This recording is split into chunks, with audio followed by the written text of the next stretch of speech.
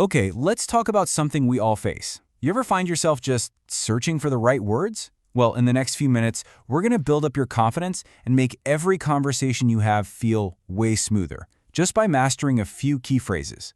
I mean, we have all been there, right? You're in a meeting, maybe you're at a party, and suddenly your mind just goes completely blank. It's that moment of panic.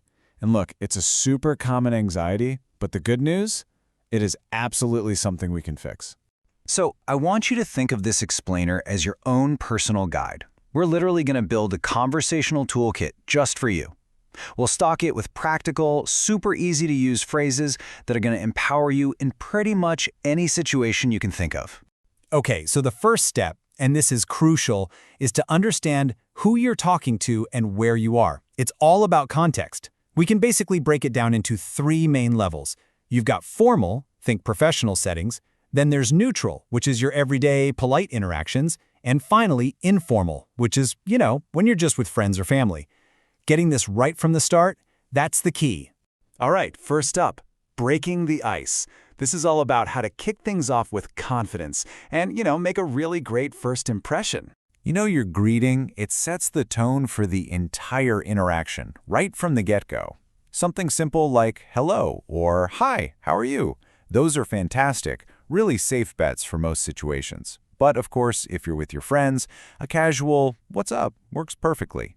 The main thing is to just match the vibe of the room. Okay, now let's get a little more specific with a formal introduction. When you say something like, "I'd like you to meet my colleague Jane," you're doing more than just introducing someone. It's a professional tool. It's so clear, it's direct, and it's absolutely perfect for things like networking events or bringing new people onto the team. So, you've said hello, you've exchanged names, what's next? That awkward silence? No way. The trick is to keep the ball rolling. And the secret to that is to shift the focus onto the other person with some simple, open-ended questions. And here are your go-to building blocks. You start with, "My name is," and then a simple, "Nice to meet you." Easy, right? Then, to keep things moving, you just turn it over to them. Ask, "Where are you from?" or "What do you do?" These are just great, neutral, polite ways to get a conversation started, and everyone understands them. Okay, so you've broken the ice. The conversation is started. The next big question is, how do you keep it from dying out? Well, the key is all about active listening and really showing that you're engaged. And this is so important. Seriously, it's not about just waiting for your turn to talk. It's about using these little verbal cues to show the other person, hey, I'm here, I'm present, and I'm actually hearing what you're saying. It makes all the difference.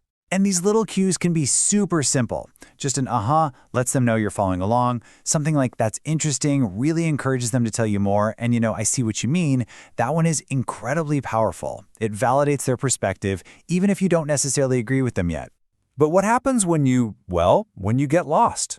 It happens to all of us, right? Someone uses some crazy jargon, or you just totally lose the thread of what they're saying. So what do?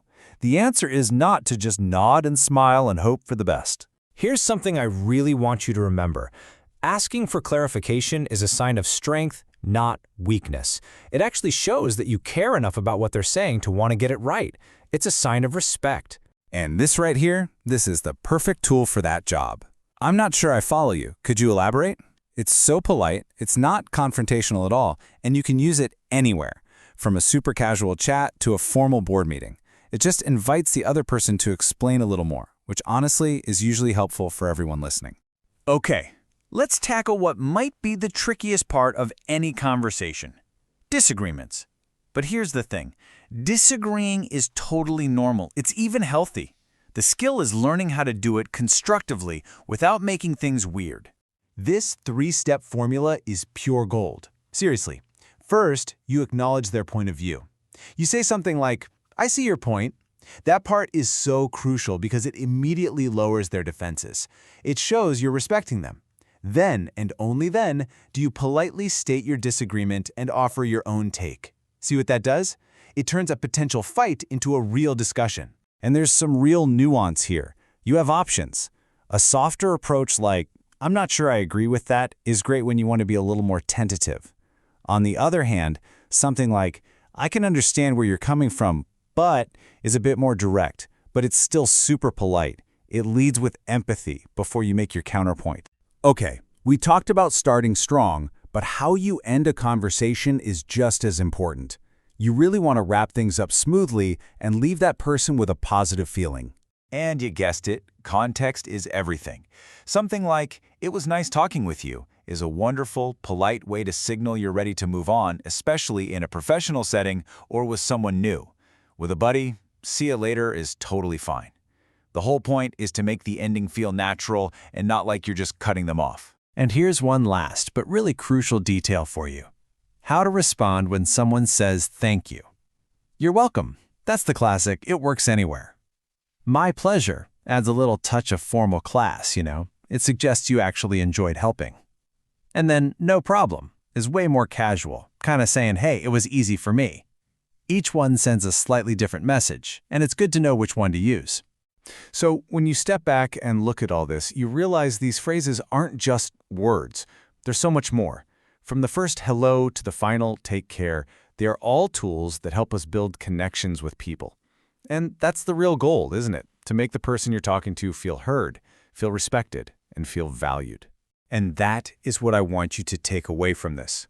Because, knowing this stuff is one thing, but actually doing it is something else entirely. So, I have a question for you. What's one phrase we talked about that you can try to use in your very next conversation? Think about it, because that's how you turn this from just information into a real, genuine skill.